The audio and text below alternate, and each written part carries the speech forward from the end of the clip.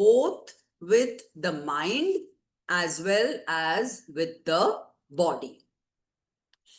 So now, in very simple terms, stress is how we respond, how we react when we feel overwhelmed or we feel that we are under pressure. Now, what is the science behind this stress?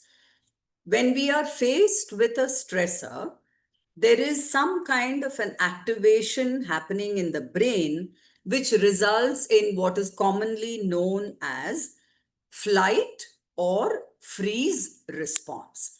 That is, we just turn numb or we run away from that situation.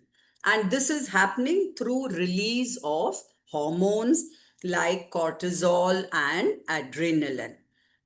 When we go back to the discussion of the responses to the films, this will become more clear. Now, as college teachers, we are all very familiar with stress. Sometimes we are bogged down with heavy workloads, administrative demands, balancing teaching, research, and also managing diverse student requirements and constantly updating our knowledge, both in the subject as well as in the present era, also updating ourselves with technology. So that is why understanding stress and also how we cope with it becomes especially important for college teachers. Now, just to, kind of give you some idea through figures, the WHO, that is World Health Organization, has some figures around stress in the US. Like 76% of US adults reported physical symptoms due to stress. So stress also leads to psychosomatic ailments. That is where the mental problems are reflected on the body. Now, this is an image showing the graph of certain statistics of stress among adults in the US. Now, what about India? How stressed are we in India? Now, the Center for Healing's report of 2022 says 89% of Indians report feeling stressed, which is a distressingly high figure. And 75% have sleep disturbances due to stress. And especially professionals. This is the LinkedIn Workforce Index of 2021, which says 74% of professionals feel stressed at least once a week. Again, this is an image showing the figures that I just quoted. So some of the questions for us then to ponder, and here again, I would like you to jot down your answers. Number one is, do these numbers resonate with your own experience? Like, would you believe in these figures, or would you believe that they are rather alarmist? Then number two, how do you notice stress showing up in your own life or in your work? So both the personal front and the professional front. What are the signs of stress that you experience? Number three, are we aware of the hidden cost of stress? We keep talking about stress, stress, stress all the time. But are we even aware of what the costs of these stress are? And number four, what are our own personal coping strategies? We all have some coping strategies. When we feel stressed, we may listen to music, we may have a cup of hot tea, we may call a dear friend and have a small conversation. So I want you to just jot down what your own personal coping strategies are. Now, coming to cinema, which is the area that I work in, And I would like to expand here my ideas of what cinema can do. Now, we all know that irrespective of whether we look at cinema from the point of view of an academic discipline or just as simply a spectator, we are all spectators of cinema first before we delve deeper and try to analyze it in an academic fashion. So, we are very familiar with the fact that cinema from time immemorial is associated with entertainment. And what is the meaning of entertainment? Entertainment is something that is a rupture from your daily routine. You move to entertainment in order to overcome the drudgery of routine. And if you look at films as entertainment, then films help us relax. They also distract us from the daily monotonous routine of our lives. Then it also helps us to release emotions. Now, we are all familiar with the fact that when we watch films, we laugh with the characters, we cry with the characters sometimes, and that mode, that cinematic mode, becomes a catharsis. Now, those of us who come from the discipline of literature are familiar with Aristotle's theory of catharsis, in which he speaks about, of course, Aristotle speaks in the context of drama, but this is something this insight can be moved to other areas, other arts, even literature, cinema, painting, music. So basically, what catharsis means is it is a purging of negative emotions. When we cry, we feel as if we are purged of sadness. Then cinema also helps us to shift our perspective. Sometimes we may have rigid ideas about something, but when we see it projected on screen in the form of a narrative, you may get a fresh insight into it. And then it also helps us build emotional resilience in the sense that if you experience vicariously. Now, what is a vicarious experience? Something that is mediated. A mediated experience is a vicarious experience. For instance, if you watch travel reels on Instagram, you are vicariously traveling with the travelers that are shown on that reel, and you are experiencing what they have experienced, that sense of adventure, joy, bliss, all of that through the mediated space of a reel or a film or a play. Now, why is it that we call cinema an embodied experience? Now, this is an insight that comes from Maurice Merleau-Ponty's Phenomenology of Perception and Vivian Shobchak's The Address of the Eye, a phenomenology of film experience. Now, phenomenology, we know, is a branch of philosophy that deals with a focus on the senses.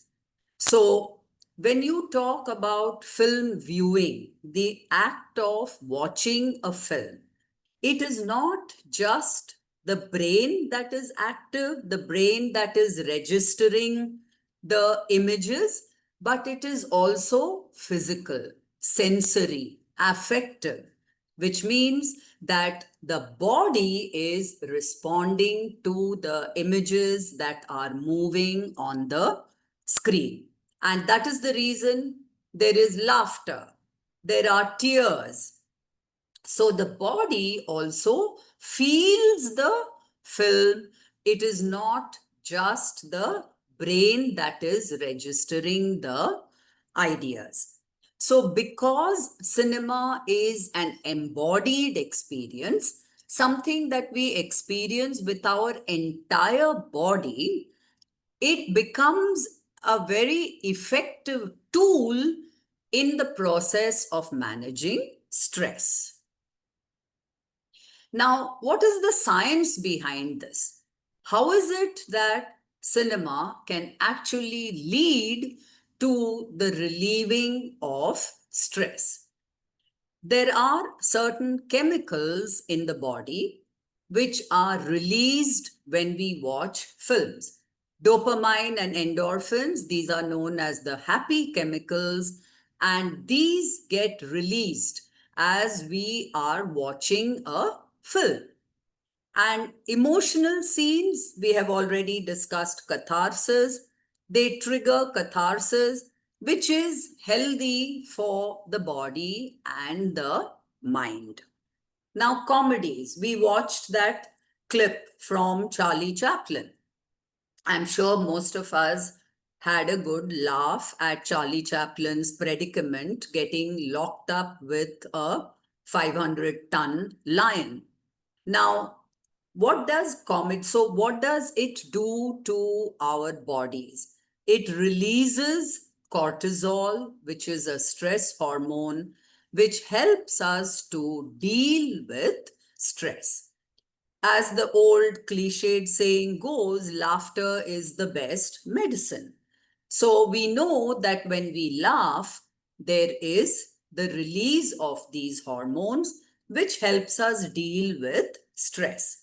And that is why today, if some of you practice yoga, you will know that laughter therapy has also been incorporated into the practice of yoga, precisely for this reason that laughter has therapeutic value. And it does all this because cinema provides escape. Now, we know that temporarily at least, although a lot of films stay with us long after we watch it, but a lot of the films, at least temporarily, definitely temporarily, give us an escape from our immediate surroundings. Now, what are the types of films that help? Now, when you talk about cinema, there are so many genres of cinema. Not all of them can be helpful. That is the reason I opened with 3 different genres. Like Kill Bill was an action drama, then Circus was a comedy, and Pariksha was a feel-good film. So look at the different kinds of films that can actually help us. One is, of course, comedy. For example, Hera Fairy. I'm sure a lot of us have watched this film, and any Charlie Chaplin film, any Laurel and Hardy film, all of these help us to boost our mood. Even if we are a little glum about our day, at the end of the day, if we watch a funny film, a comedy, then it definitely helps us to change our mood. Now, the next genre is feel-good films. What are feel-good films? They have happy endings. They show conflict, but the conflict resolution is beautifully done at the end of the film. You saw a clip from Pariksha. Those of you who have watched the film are aware of what a tough fight this child had to put up in order to not only do his exam, but to gain admission in that private school in the first place. So the end of the film makes you feel that his fight, his conflict was worth it. So you feel a sense of fulfillment. That is why a lot of us don't like cliffhanger endings, because you come out with that sense of, well, we don't know how it's going to end for the characters. Is it going to be good for them? Is it going to be bad for them? So, a lot of us, when we watch a film, we want to watch the conflict, we want to watch the character arc developing, and we also desire a very comfortable, fulfilling ending for the characters who have struggled so much. Then, of course, there are animation, fantasy films. Now, in animation, the very images moving on the screen can be something very, light. And even if there is conflict in an animation film like Finding Nemo, you will find that in the end, if there is a resolution of that conflict, then the animation and the fantasy only adds to our sense of fulfillment. Then you have art cinema, which is generally characterized as slow. There is no action. It is slow moving. The camera gently pans from one end of the screen to the other. And that kind of film, a lot of people, of course, call it boring and it makes you sleepy. But it's also very meditative. It is calming. Like if you watch a film like Patterson or Rituparna Ghosh's Raincoat, there is a sense of calm that descends on the viewer when they watch these kind of films. Then there are documentaries, a lot of documentaries. If you watch a biopic or a documentary, here I have an example from my octopus teacher. These are inspiring and they kind of reframe our thinking about many things. Earlier, I had said films help us to shift perspective. So sometimes it shifts our perspective from A to B, and we begin to understand the world and the reality around us in fresh ways. Now, one of the most important ways in which cinema can function as a stress reliever is cinema as ritual. Now, this idea of ritual is something that we have, I think, to a great extent lost, because a lot of the movies that we watch now, we watch in the privacy of our own homes. So, the idea of sociality in the process of watching a film is definitely diminishing because of the rise of OTTs and other digital platforms. But originally, films were something that we actually planned. For instance, a group of friends or the family, we would plan which film to watch by opening the newspaper and checking out which film is playing in which theater. And then we would buy our tickets, all these, and then eating popcorn, samosas in the intermission, they all become part of the ritual of cinema viewing. And to an extent, this ritual can even, you can see it even if we are watching it on digital platforms, because a lot of us watch films collectively in our homes with our families on large screens, or we project it on the wall.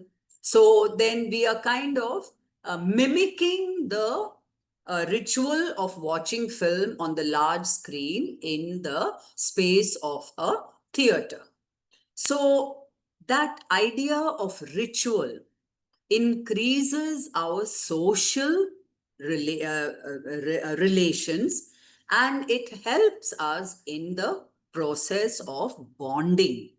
And when we bond with our co-viewers, then we tend to forget about our problems, and even if we don't forget it, we know that there are others who share those similar dilemmas.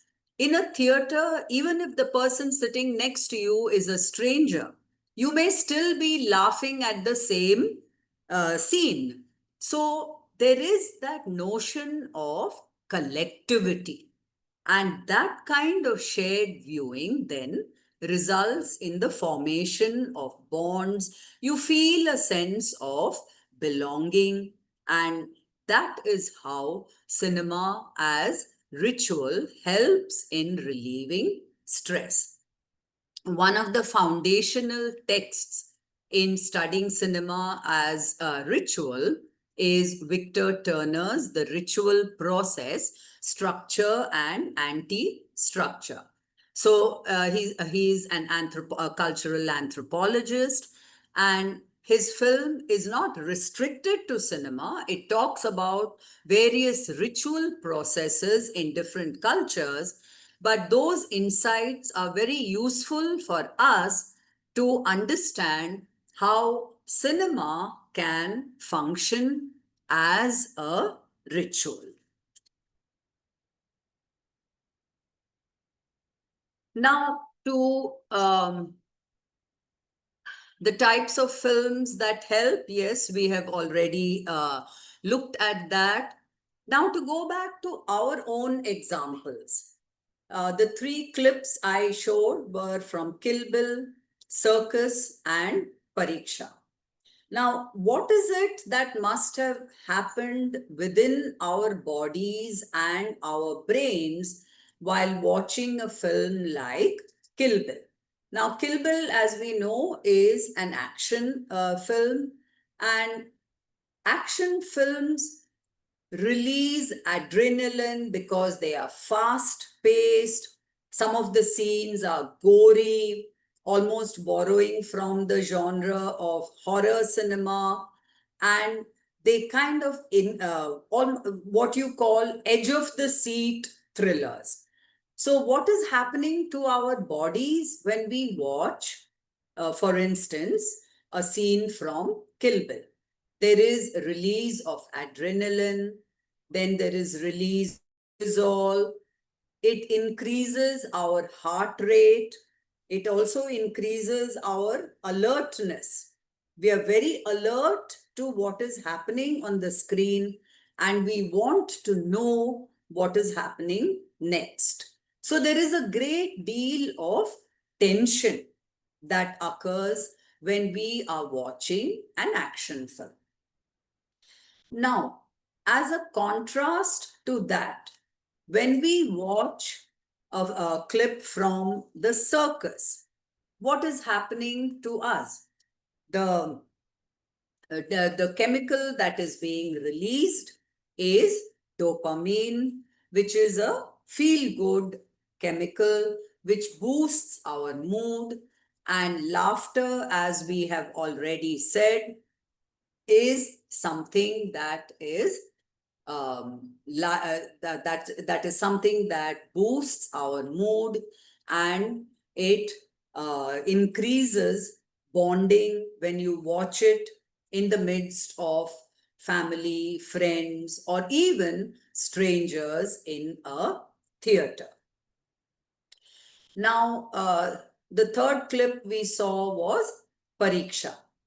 Again, here there is the release of feel-good chemicals such as dopamine, serotonin, endorphins, and this increases our emotions of pleasure, emotions of feeling good, emotions of well-being.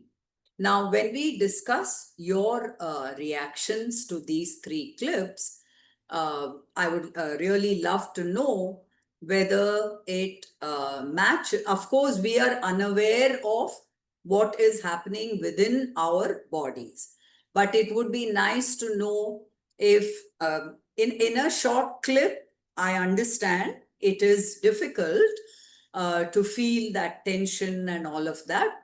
But given the limitations of time, if we can still record our responses, then that would help us in using cinema as a stress relief mechanism.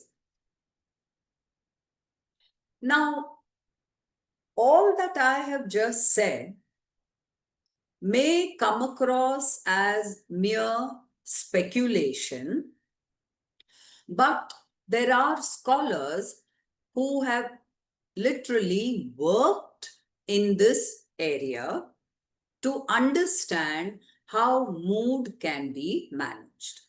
So, in the social sciences, you have an entire theory called mood management theory. And this is a theory that was proposed by Dolph Zillman, and it is based on the idea that individuals always seek to stay happy and not to stay sad. The moment there are feelings of sadness within us, we wish to move to a happier state. Now, that is a fundamental way in which humans work. Of course, there are exceptions in the sense that you have the melancholic type. Now, we are all familiar with Shakespeare's Hamlet. Hamlet was inherently a melancholic type. So that is an exception. But generally, we wish to move away from sadness into a state of happiness. Now, if the inherent human tendency itself is to manage our moods in this way, then it also reflects on our entertainment choices. Like, if you wish to move away from sadness to happiness, then you would not choose to read a tragic book. You would not choose to watch a tragic play. You would not choose to watch a sad film. A lot of the times you will say, oh, I have enough sadness in my life. I wish to escape that by watching something light-hearted. So that is the idea which is the basis of what Dolph Zillman called mood management theory. This is how we manage our moods naturally. Our bodies are it's built into our DNA to move from pain to pleasure. If you remember earlier, I had spoken about the fight and flight response. So we always wish to move away, fly away, run away from pain towards pleasure. So we fight it. Sometimes, if we are unable to do that, we freeze. And that frozen state is what gives rise to stress. And that is why we are naturally, according to Zillman, we are naturally drawn to media that helps us feel better and sustain good feelings. Now, we all know that with the increase of our attention on social media, a lot of us keep scrolling on Instagram, for instance, looking at reels. Now, that reel, why are we so fond of scrolling through Instagram, looking at different reels? Because it is increasing our positive moods. Now, this brings us to, now there are pros and cons to everything in life, fortunately or unfortunately. So all along, I have been proposing that cinema can be used as a useful therapeutic tool for stress relief. That is what I have argued until now. But we should also be aware of what happens when we use it excessively for stress relief. Because what happens with cinema, it could be a 1 hour film or a 3 hour film, but it is still a temporary frame, a temporary escape. And then you could, after watching the film, you could jump right back into your stressful life. So it is not exactly a solution. The solutions perhaps would come from um, occupational therapists and psychotherapists and medical doctors. Those perhaps could be the main course, and we could treat cinema, music, books as soups and salads. They are temporary escape. So that is an awareness that we need to have when we use cinema for stress relief. Now, anything that makes you feel good, what is the natural human tendency? We over consume it. That is why there is a whole phenomenon called addiction. What do addicts do? They begin by seeking temporary escape, but because the temporary escape is so blissful, so joyful, there is that constant risk of sinking into that temporary escape, making it permanent and over consuming it. And sometimes cinema gives us certain emotional triggers which could act as catharsis, but which could also give us certain negative emotions. For instance, you could come out of a film feeling very angry, and then you don't know how to channelize that anger, and you could end up doing something that you are going to regret for your lifetime. So that is one risk. Then another risk is desensitization. When you watch, for instance, if you keep watching violence on screen, there is a tendency to become desensitized, to be numbed to real life violence. So that is one of the major risks of over consuming any of these escape modes like cinema or social media or whatever. Then the other is dependence on passive coping. Now we know that when we watch a film, there is not much action from our side. We are sitting comfortably in an air-conditioned theater, in a pushback seat, eating popcorn and watching a film. Or if you're watching it at home, you're sitting comfortably on your bed and watching a film, munching a favorite snack. So you become dependent on this kind of passivity. For those of us who have seen the growth of television in our country, there was a word called idiot box associated with television. Now, that is something that arises from passivity. There is not much action from our side. There is not much thinking perhaps from our side.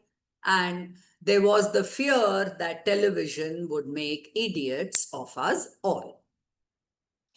Then sometimes when you watch a film, there is cultural discontent. For instance, if you're watching a film which is located in an extremely beautiful place and everything seems hunky-dory there, then you have some sense of dissatisfaction with your current scenario.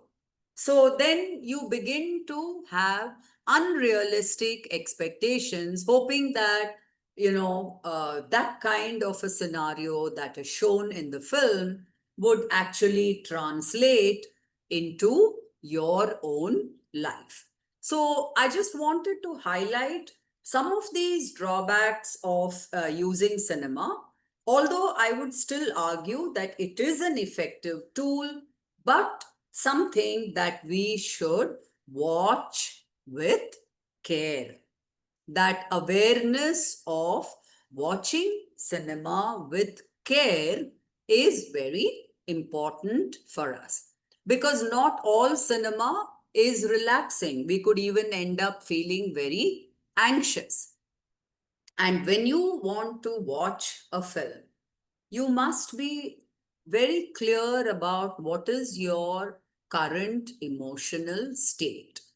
And if it is not a very happy state of mind, then it is best to avoid films that could trigger pain, that could trigger sorrow in you, only making you hit rock bottom. Now, some films are also overstimulating, and sometimes the content can be disturbing, like excessive violence and excessive bodily injuries, scenes of blood, and all that. These can be disturbing for our emotional state. And that is the reason why one should be mindful of how a film affects our mood as well as our body. Now, from all that I have said, what would you say is the final takeaway? One could be that stress is something that is not unique to an individual. Stress is universal. It is part of the shared human experience. Even the caveman, anthropologists have recorded, even the caveman had stress. Although his stress would be restricted to the basic needs of the body, like food, shelter. So, stress is something that is universal. Whether you are in India or in any country of the world, all humans suffer from stress at some point in their lives. And temporary stress can even be motivating. For instance, before an exam, if you're slightly nervous, then it is a good thing because it is going to help you to completely focus on the task at hand. You will not be distracted by anything else. That little bit of nervousness will actually help you to perform better. So there's nothing wrong in being slightly stressed. The problem arises only when stress becomes a chronic issue and has certain damaging psychosomatic manifestations. But whether it is temporary or it is chronic, healing is something that is always a possibility, a definite possibility. And one of the ways of healing, in my argument, is cinema, because it can help to comfort us, to uplift us, and connect us with other humans. Even if you're watching it on digital platforms, if you go to the comments If suppose you have watched a film on YouTube, if you go to the comments and you put your comment, you look at other people's comments, there is that shared community. There is a solidarity of viewers, even if it is in the virtual world. So ultimately, keeping in mind the drawbacks that I have outlined and the caution that we need to exercise, we need to develop our own first aid, what I have called first aid kit of films. We all know that many a time we actually keep going back to the same film if it has made you feel good, if it has made you have a good, hearty laugh.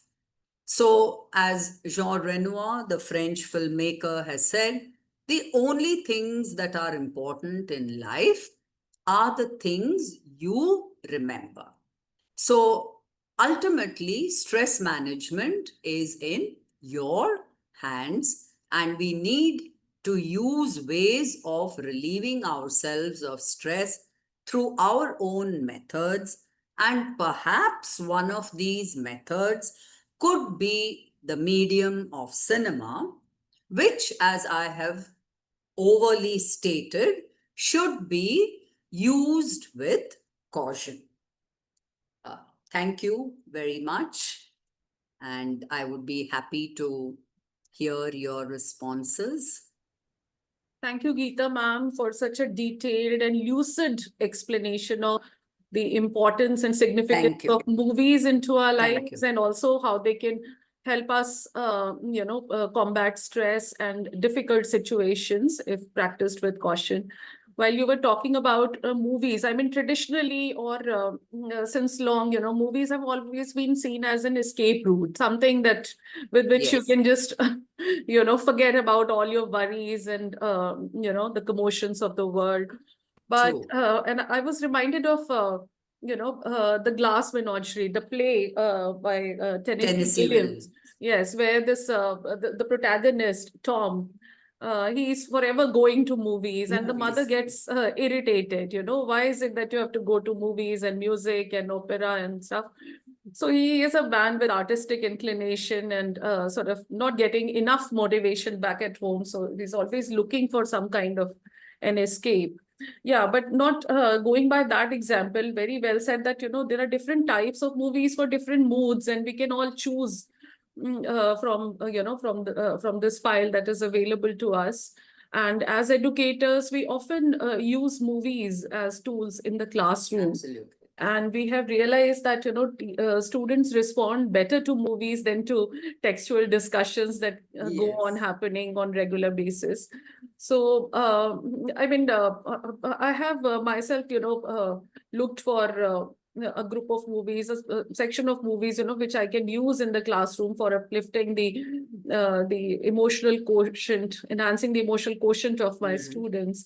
And I would want you to add to that list. I mean, what do you think? I mean, are there any movies which can be shown to the students, which will help them become more resilient and strong with time, and also to respond to realistic situations in a better manner?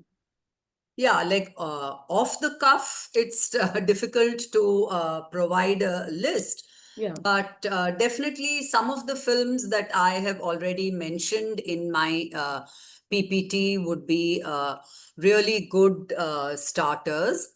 Okay. And of course, there are a range of films from world cinema. And today we are lucky to have access to world cinema. When I was growing up, there was no access to these films unless you went to a film festival or something.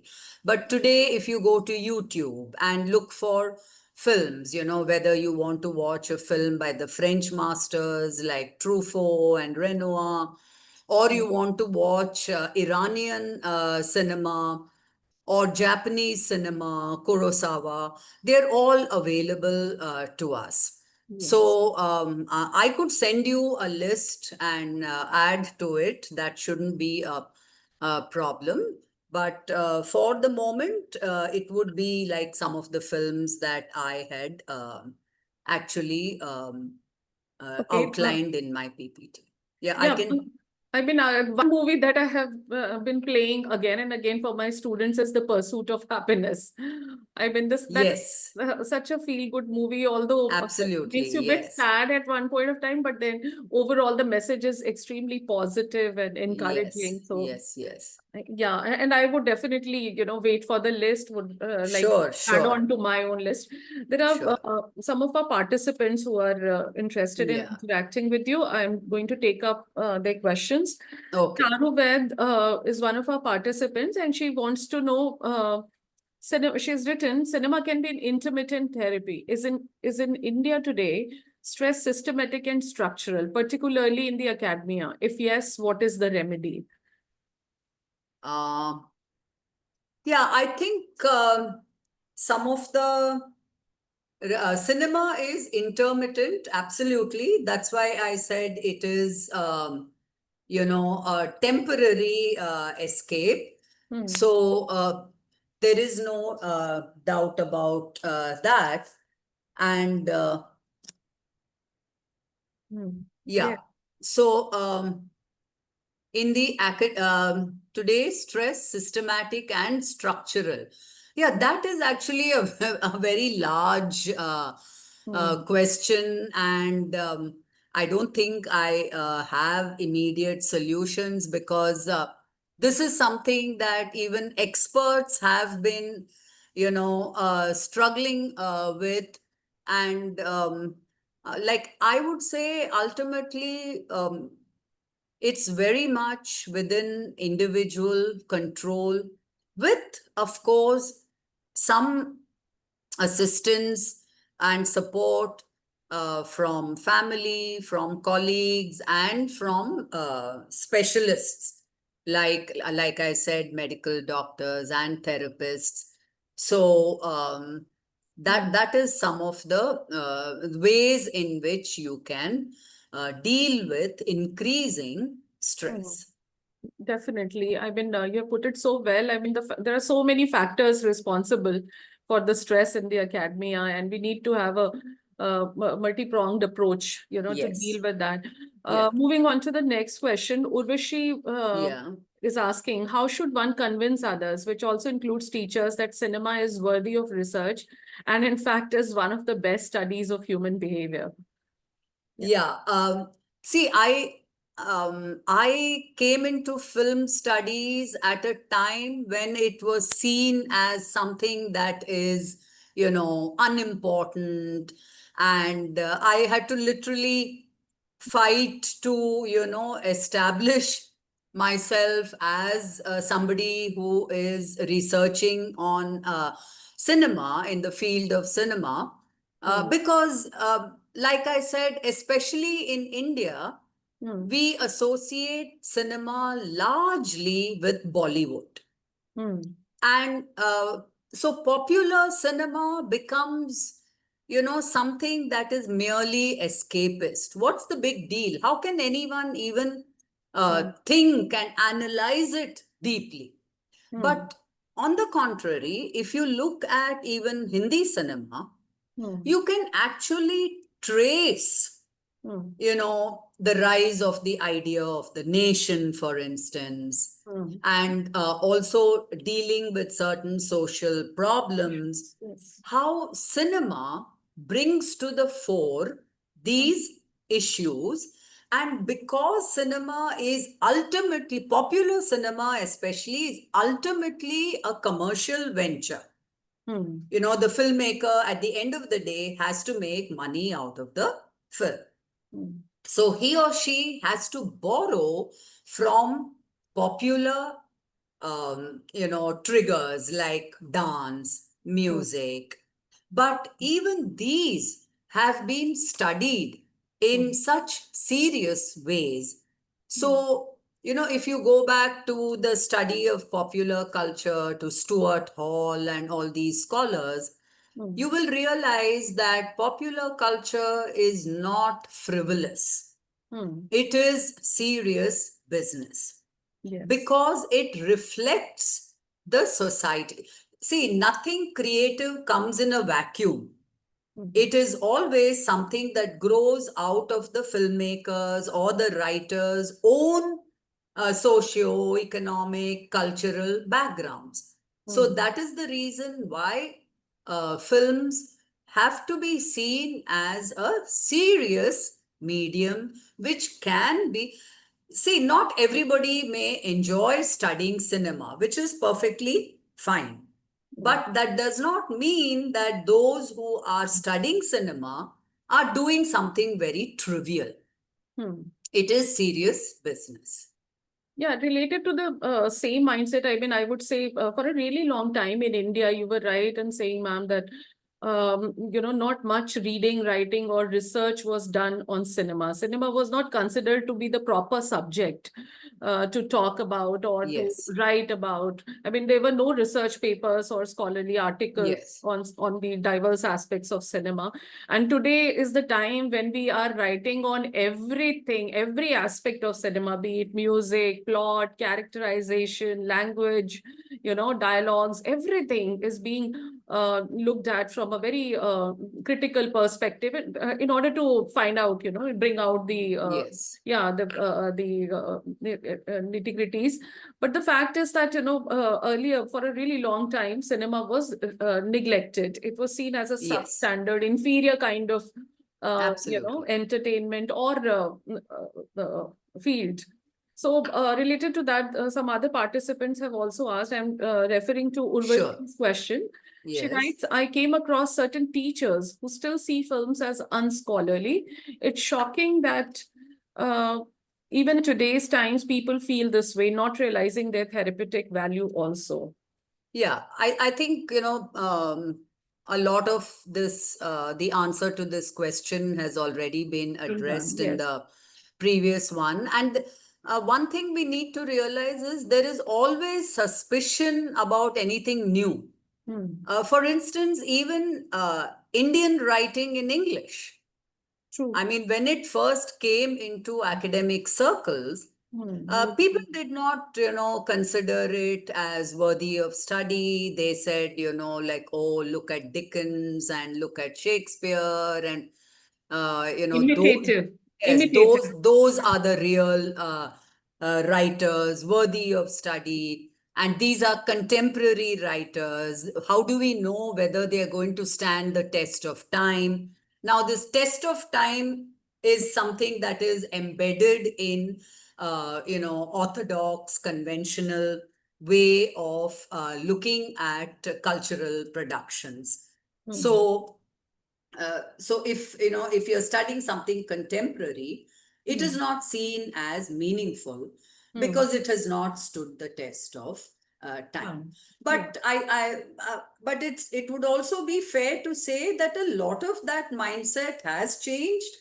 And I remember in the 90s, we were shocked when somebody was doing her MPhil thesis on Mills and Boon novels. Okay. But today, popular fiction is studied. Yes. People do study popular fiction because they are also signifiers, major signifiers of the particular culture and social values of a particular time in history. So and now I myself have written a paper on Instagram. So that is also something that is, it's barely come in and then we are doing research on it. So you are ahead of your times. You have always been.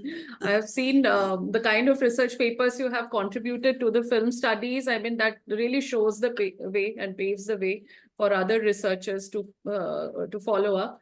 Ma'am, moving on to the next question. This is observation or question by Dr. Trilochan Jaina. Yeah. And he's thanking you for your nice talk. And he's saying that when they were students, we were advised not to watch cinema. Absolutely, yes. Can we advise our students to watch film? I mean, we are using films. We are using film itself as a medium of instruction. It becomes yet another cultural production. We, in fact, club it with literature. And as we know, adaptation studies is a major branch of film studies, because a lot of films are based on literary works. So that is the reason why there is a huge spurt in adaptation, in the field of adaptation studies. So you could definitely advise your students to watch films. But again, like I have, kind of outlined the points in my slide, watch with care. We also need to caution them about the choice of films. We could help them to choose the right films. And ultimately, we need to also tell them that it is a temporary escape. And apart from that, it is something that is constructed. Like all narratives, it is constructed. So we cannot be so immersed in cinema that we get, lost about our own realities. So that kind of caution, I think, is necessary. But at the same time, definitely there should be no ban on watching films. Okay, moving on to the next question from one of our participants, Asim Kerketa. Yeah. He says that, ma'am, sometimes cinema also creates a divide when we have different choices or different interest or preference for the type of films, and then it becomes a rather stressful situation than getting relief. Creates a divide as in amongst friends, amongst families? Is that what you mean? What I'm getting is, I mean, what I could infer from this observation is that probably there are a lot of choices these days. I mean, with the arrival of OTT and other platforms, there's a huge, section of movies to choose from, and one really gets lost. That is definitely, very much part of the syndrome of consumerism. Like even today, if you wish to, even buy a t-shirt for yourself and you walk into a mall, how do you choose from 1,000 t-shirts? One t-shirt that you want, you end up having 1,000 in your choice. So to that extent, yes, there is stress. But if you are very sure about what you want, then, you could kind of balance these choices and arrive at your perfect choice. So it's about how sure you are of what you expect. True. There are so many observations. There is one observation by Dr. Priyanka Kulhari. She says that she has been a movie buff since her childhood, and her father used to say, movies ko koi exam ho to batana, meri beti top kar jayegi. And then came a time when she presented her first paper in a national seminar, and her father appreciated her for that. So that's a wonderful anecdote. Yes, absolutely. Yeah. Yes. So, I mean, we see that, the binary that was created earlier between the canonical and the popular.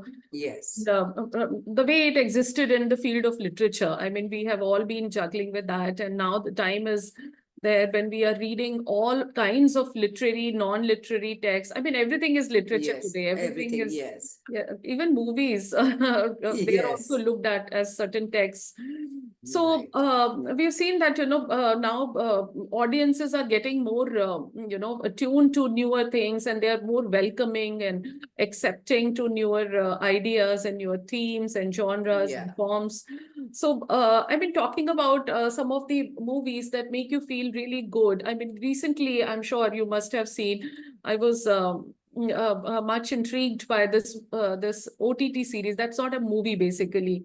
When Life Gives You Tangerines. Yes. Yeah. So I mean, it was discussed on social media a lot. And I mean, I was reminded of the slow world of, Hindi cinema, which we had, and there were so many directors who contributed beautifully towards. Yes. So, what do you think? Is there could there be a revival of that kind of cinema? Already, the audience seemed to be yes. See, exhausted. today the world of choice is a limitless world. You know, infinite. There are so many kinds of films being made, so many kinds of series being made. So there will be, for instance, the film After Sun.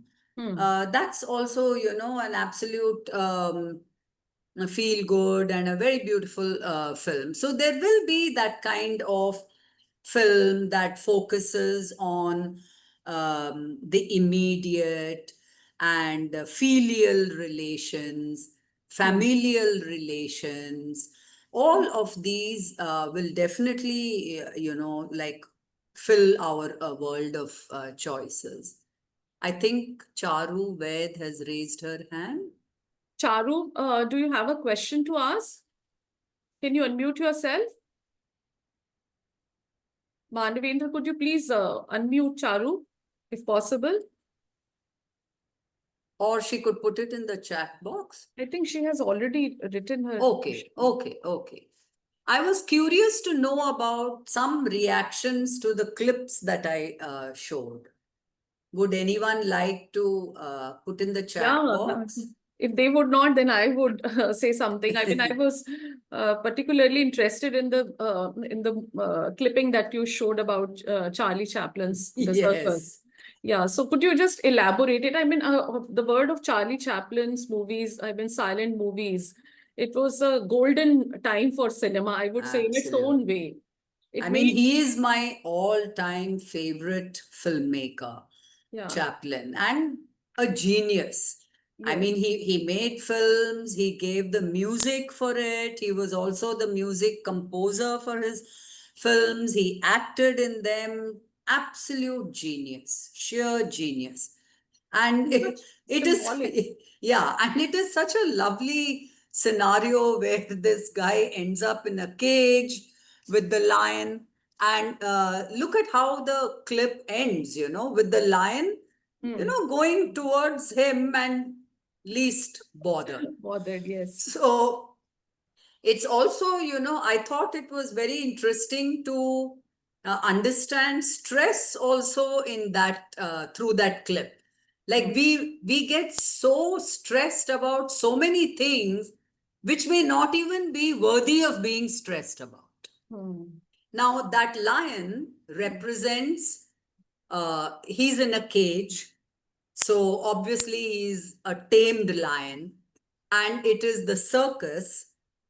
He's a circus lion, so he's not somebody who's going to attack a human. But our very notion of a lion as, you know, an animal which can just kill you and all of that is something that fills us with dread, with fear.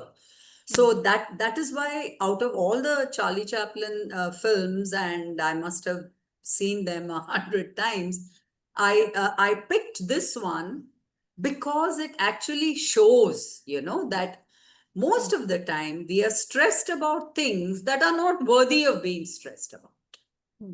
So that is again, when we are dealing with stress, we need to identify whether this is something that is worthy of being stressed about or not worthy of being stressed about. The moment you're able to make that divide, then, you know, a lot of the stress will just collapse like a pack of cards.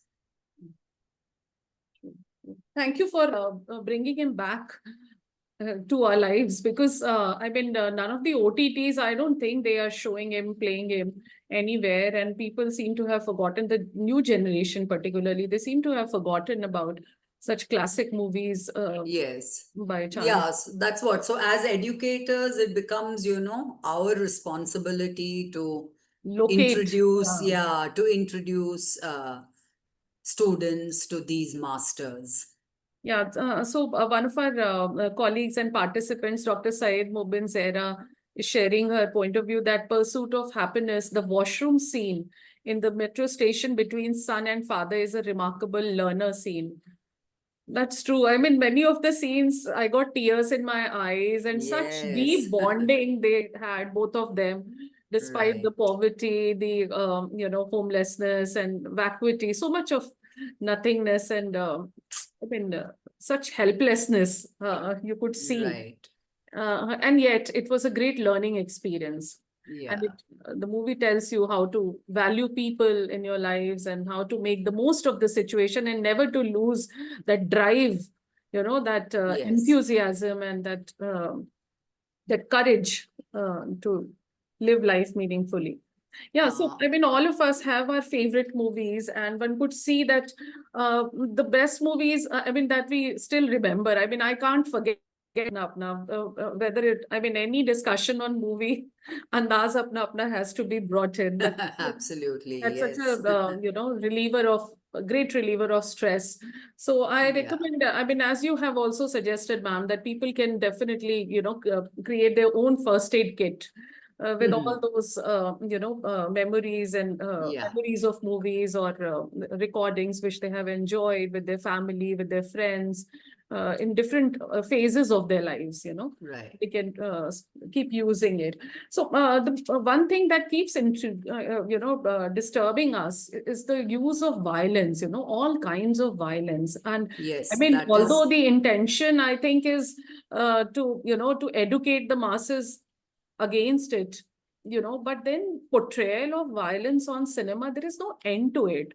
Also, profanity that is being brought through the language. I mean, earlier I used to think that cinema is a very sophisticated medium or very artistic medium, that portrays our thoughts, feelings, and problems, issues, But now I have, with the recent releases, I have come to understand that, suddenly the idiom has changed and the portrayals are becoming more crass and, unpalatable because of it's also because cinema has always been a reflection of reality.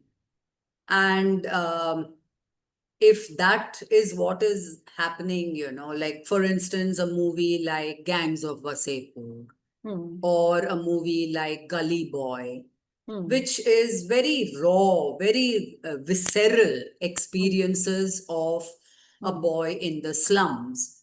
And so that becomes gritty, raw, and that has to be translated onto the screen in order to make it realistic.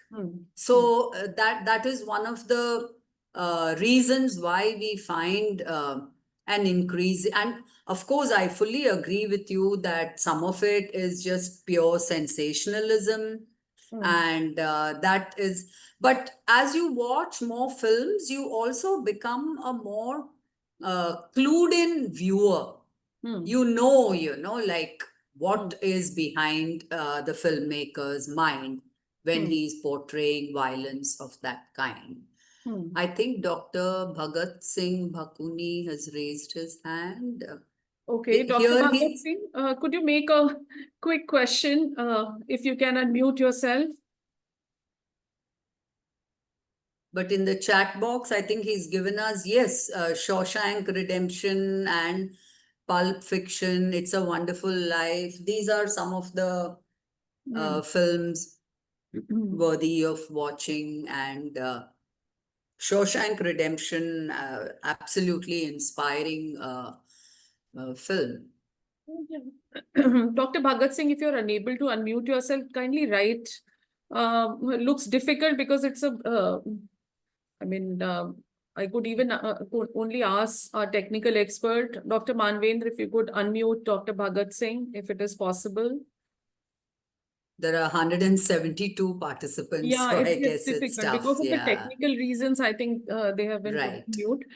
They're free to write their comments and questions in the chat box. They can definitely write. So, as we look at the various attitudes that get reflected, the attitudes of the society that get reflected through cinema, we also realize that cinema has been preserving traditions, So especially over the years, I mean, there is one kind of cinema that is preserving folk traditions, folk music performances in some way. There are feeble attempts, not strong attempts, but feeble attempts, because the reach of those movies is not to to all, and yet those attempts are significant. Also, the attempts about the mythology. I mean, any talk about Indian cinema and mythology would not be complete, if we don't bring in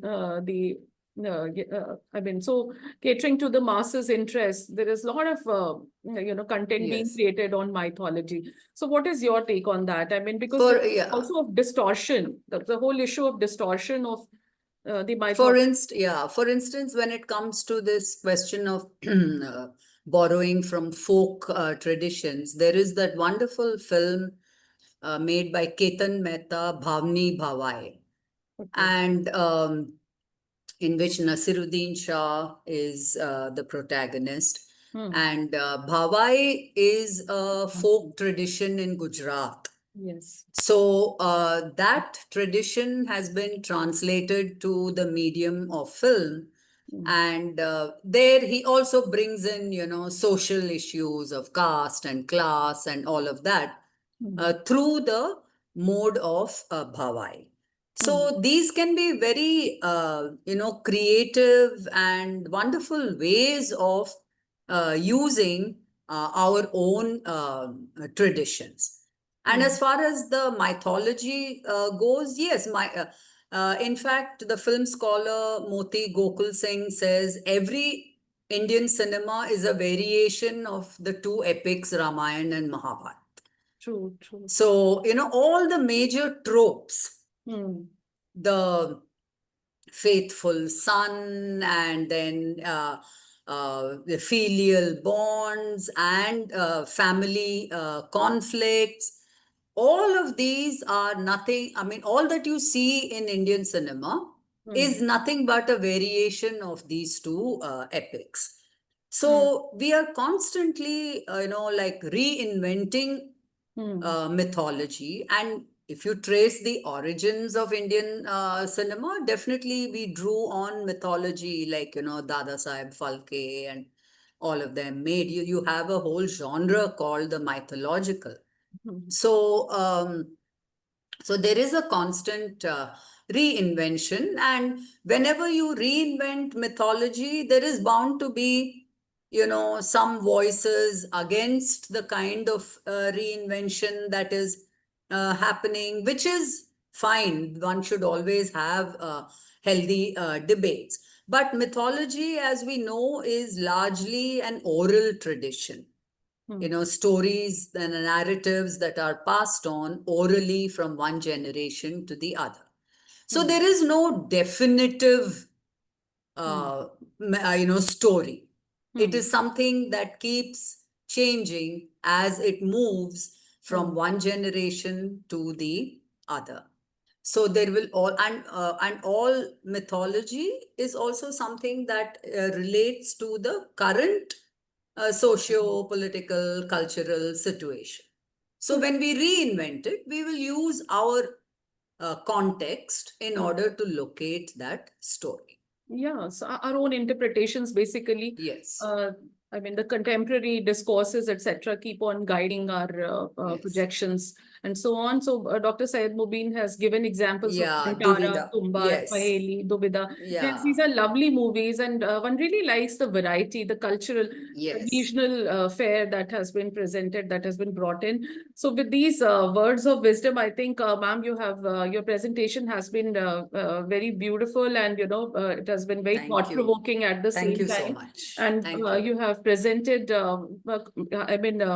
diverse ideas in very simple and lucid way, and I'm sure our participants are going to get benefited in various ways, and they will conduct their own researches, individual researches on their favorite movies or things that they have found intriguing or disturbing or whatever, significant in any way. in future. So this is the time to extend a formal vote of thanks to you, our resource person, Dr. Gita Viswanath, for joining us today, for your valuable time. We're much grateful that you could take out time for us and you could share your, expertise with our participants. And I am also grateful, much grateful to our principal, Professor Gyantosh Kumar Jhaji, for providing us this platform to share our views and ideas on significant subjects, and more particularly that concern all the educators for their mental, physical, emotional health, and also their learners. So stress management has been our subject, and we have been exploring it from diverse perspectives. And my heartfelt thanks to our convener of this refresher course, Professor Anjali Gupta, Professor Vinita Lee. On behalf of the refresher course committee, I would also like to thank our participants for their sustained engagement with the thoughts of our resource persons. And in the end, I would like to extend my thanks to the technical expert, Mr. Manavendra, for helping us overcome all the technical glitches through the course of this session. So thank you, everyone. Wish you all a great day ahead. And we are going to learn more through this day with movies. So happy viewing and happy learning at the same time. Thank you. And thank you. Thank you very much, Dr. Shubha Dwivedi and the principal of the college for giving me this opportunity. And thanks to all the participants for engaging with my talk and raising questions and contributing to it by putting up names of films. And if any time any of you wish to get in touch with me, I would be happy to stay in touch. My email is with Shubha, and she can pass it on to you if ever you need it. Thank you. Thank you very much. Really kind of you, ma'am. I'll share your email and if possible, the presentation also with our participants. Sure. Thank you very much. Over to you. Thank you. Yeah. Thank you. Thank you.